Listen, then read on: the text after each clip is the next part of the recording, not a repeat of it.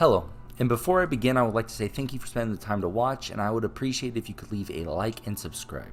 In either case, without further waiting, let us talk about the election fraud part 2. In my first video I posted was a bunch of minor different things that were going along with ballots found on the side of the road, and this could lead up to a few hundred. And I did say how many things do we not understand. It puts the question up into suspect at least.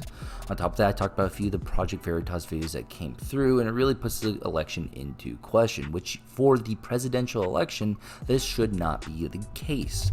However, now, we are going to be looking into the more widespread accounts that are going on in the United States. And to start this off, let's look over towards the Dominion voting system. Well, what we see is Georgian officials admit that their voting was halted in Georgia over a glitch for 2 of their counties. In these counties, the Dominion voting system was being used, and that's why we had a long time for the results to start coming out in Georgia, and still are having issues right now. Now, why is it important to look at the Dominion and keep this in mind is what we see is in our second source, which again, all my sources are down below. For the first one, it comes from the Blaze. The second comes from World Tribune. This Dominion voting system is what caused 6,000 votes to switch from Trump to Biden in Antrim County, Michigan. This very same voting system was used in these counties in Georgia. The same voting system that was used in every single swing state from PA, Wisconsin, Nevada, Minnesota, Maricopa County, Arizona, and multiple other states. The very same voting system that has ties to prominent Democrats in the House Speaker Nancy Pelosi and the Clintons. The Dominion voting system hired a high-power lobbying firm that includes a longtime aide to Pelosi. Check out the article for yourself. Again, it's the World Tribune's link. I think this one's especially important. I'll highlight a few other especially important ones as we go along. Next, though, what we see is they knew about this issue since late September per the Star Tribune. Lawyers were already knew about what could happen, were arguing over using it at all in Georgia. But hey, this is just a hoax made by Trump to try to steal the election, right? Now, what these links show is that the Dominion voting system is at the very least put up to suspect. There should be issues related to it that some are already showing, and any results used them need to be looked at with a magnifying glass.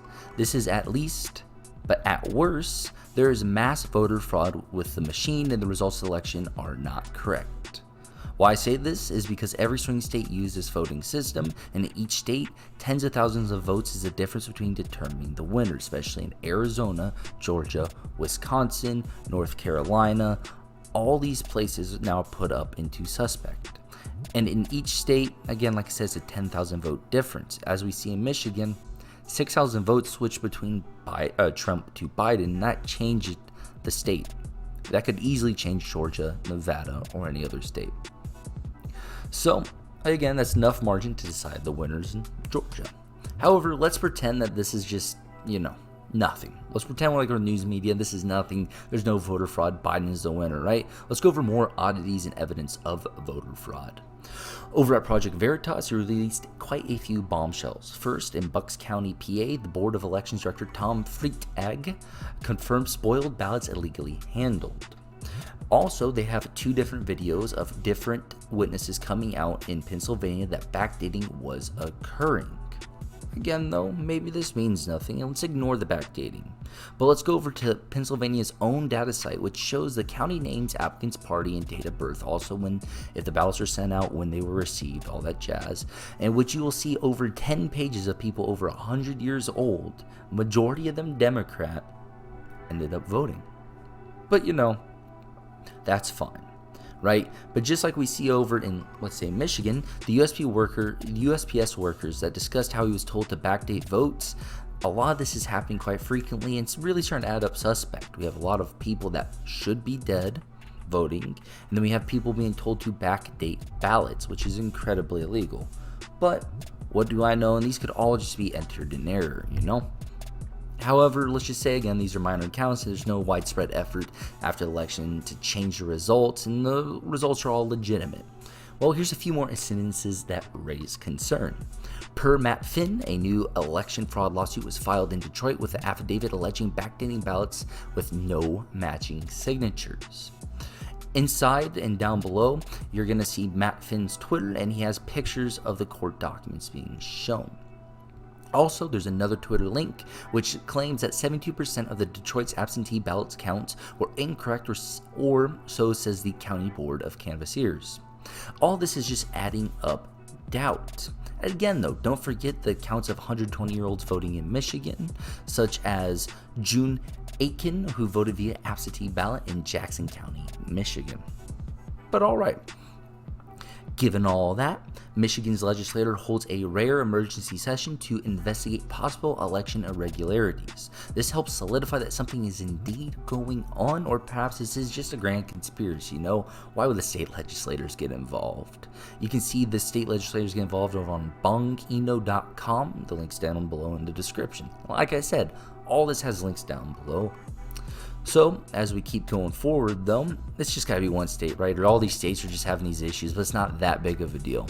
Well, what we see is over in Nevada, the GOP claims that there is voter fraud and that it has some weight, as the judges decide to expedite the case. This is per BloombergLaw.com. Alright though, let's look at the election as a whole, because all these little accounts is just the GOP trying to steal the election and that Trump just wants to be a dictator, right? Well, let's look at the data analysis.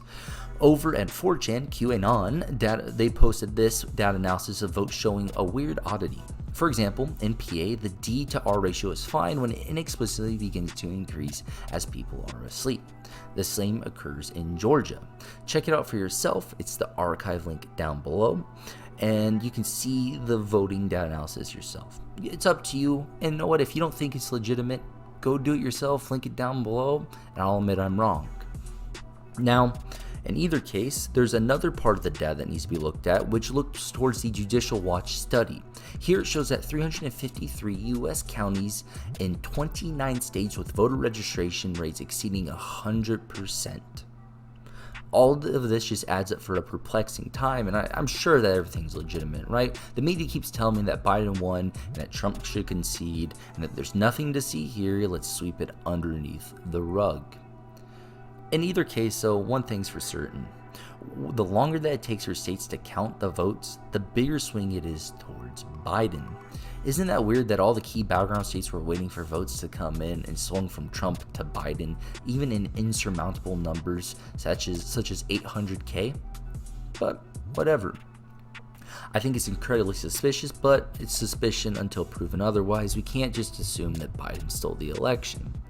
Now, what does not help anyone is the fact the media is fighting against Trump. They claim Biden victory with all election disputes being settled. Just like in 2000, they claimed Al Gore won when we have not found out that was the case. For example, go over a look at PolitiFact. They claim that the NRC is lying about the 3,000 cases of voter fraud and that Trump is being false on his statements. However, there was enough evidence for the judge in Nevada to expedite the case. Also, on November 9th, it is still yet to be dismissed. If it's just a false claim, why not dismiss it? PolitiFact seems to think so. Also, according to the Washington Examiner, there was a Biden van full of ballots, more dead voters voting, and a bunch of other shenanigans following suit. It's just a super interesting article. Go give that one a check too. Maybe it's false. Who knows? Meaning, overall, there's some grounds though to the fraud in Nevada, fraud overall happening. But like I said, the media is trying to just brush it under. Take, for example, though, the banner underneath just this video for YouTube. In every political video discussing election, you have the YouTube going about saying how Biden is the projected winner. Also, thousands are cheering on the streets for Biden victory, which the media embraces. Yet, strangely enough, they do not condone it because, it could just be a COVID super spreader.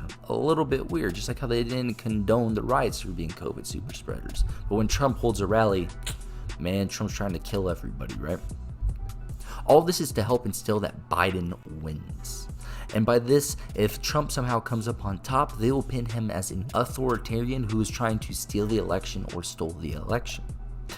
Remember how the media gave Al Gore all the time he wished to concede? Yet they're waiting to call it for Trump to just tell him to concede right here, right now, just a few days after the elections when there's more than legitimate grounds to at least question the results. But alright, all I can say is this. I hope if you took anything out of the video, it's that maybe this election was or was not stolen. Who knows? But the results are incredibly weird, and for the sake of America's election to remain secure, its integrity intact, every state in question should take a fine comb over the results and look at everything closely to make sure no shenanigans went on. Let's make sure that the election process was not compromised and that if Biden is the winner, so be it, as long as it's legitimate. Anyways, thank you for watching. Again, please like and subscribe, and all of you be safe out there because it's going to be a crazy end of the year. God bless America.